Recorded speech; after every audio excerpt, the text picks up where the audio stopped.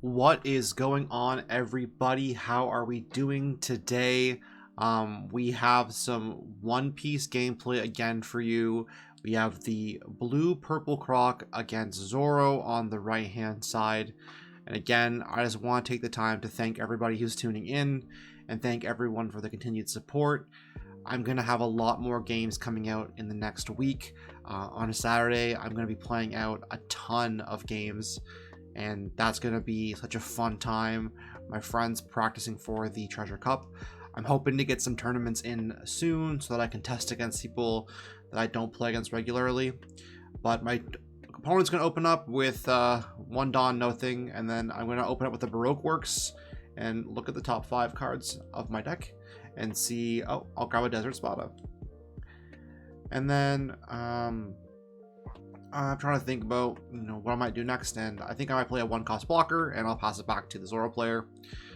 This is a deck that we haven't seen yet on the channel, which is Zoro. It's a pretty aggressive deck. He's gonna swing on me. I'm gonna take that early. Again, I'm realizing that that's a mistake, is to take the swing early, because I'm like, oh well, he can just drop a Robin. So I'm just learning the deck a bit better. But yeah, again, a mistake taking that early swing. Should just let my Law die there, because now he's gonna die regardless to this Nico Robin if I can't clear it. And unfortunately, this blue deck doesn't have a ton of ways to clear things. However, I am gonna play a Miss Doublefinger, because she's a 3-drop 4K with on KO draw a card, and so I think that's pretty good, honestly. And she's got counter as well. He's gonna counter with a Robin. I'll pass back, and he's gonna go ahead with a 5 Dawn turn here. And yeah, again, since I'm not able to deal with that Nico Robin, it's pretty hard for me to do anything. I've left a Dawn up because I have a Desert Spada in hand, and he's going to place Dawn underneath his Nico Robin and his Zoro here. So his Nico Robin swinging at 6k due to Zoro's effect, and he's going to pop my blocker here. And I'm going to go ahead and Desert Spada that because it's just absolutely necessary. I really need to make some plays. I can look at the top 3 cards in my deck and then place them back how I wish. So I will again do that here. Thankfully, the Robin is left up. He's going to swing at me for 7k, and I have to take that because I don't have a blocker and I cannot justify countering that. So he's gonna drop the Psy here, 2-drop 4k, super strong card, honestly. The vanilla cards are really good in these early stages of the game, but I'm gonna put a Dawn underneath Miss Doublefinger here, actually 2, just to guarantee that I can swing over the Robin here. I don't want that sticking on board. And then I'll tap 2 and I'll play, I think it's Mr. 3, and he stuns, which is super handy on a 2-cost. Can't block or attack at the end of the next turn. And then I'll play another Baroque Works here. Look at top 5, add any Baroque Works card to my hand, I believe. And I'm going to grab Crocodile here, because having Banish is super strong, and I'm a big fan of Banish. I don't think in either of the 2 games here I actually ended up getting a Crocodile out, but I'm going to swing at leader here. He'll take it, and I'm in a decent spot. However, he has a good amount of Dawn here, and I'm just explaining that he's stunned until the end of his turn, so can't do anything with the Psy, which is nice. But I could, take a lot of damage here from some Zoros and Luffy's if he does have them. So I am prepared for that, so that's why I dropped the Trafalgar Law.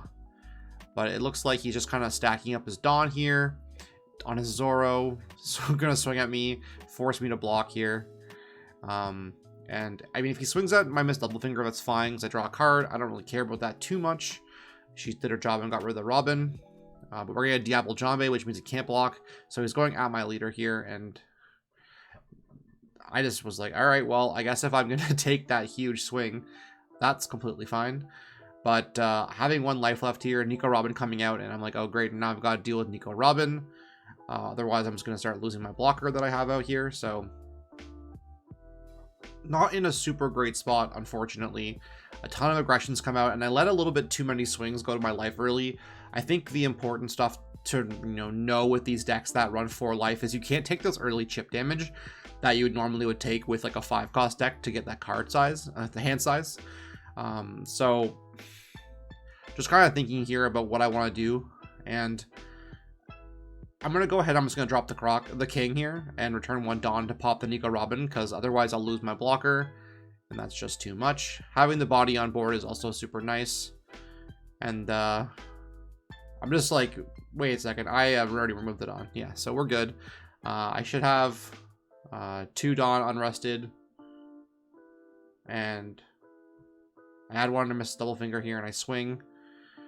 And yeah, that is...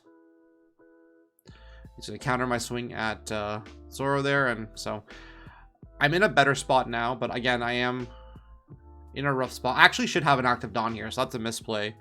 I had 8 Dawn. I dropped the king for 6, and then I returned one of the rested Dawn, but so I should have 1 here for like a Desert Spada or something like that, but unfortunately I don't.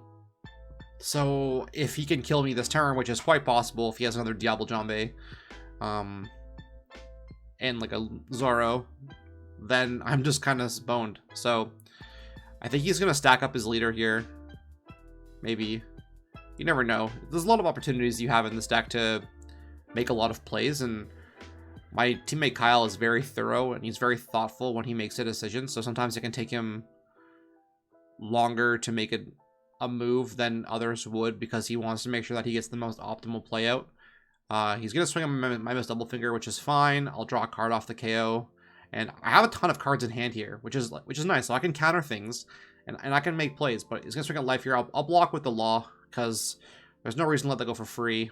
It's a 1k, and I know if he brings out a Shanks or a Luffy, then I can't block it anyways. And here comes the Shanks, so he'll swing on my life, and I'll think about countering it, but I think it's just too much of an investment at this point to justify it, so I'll take the last life. And now I'm down pretty low, and I make a pretty terrible misplay here.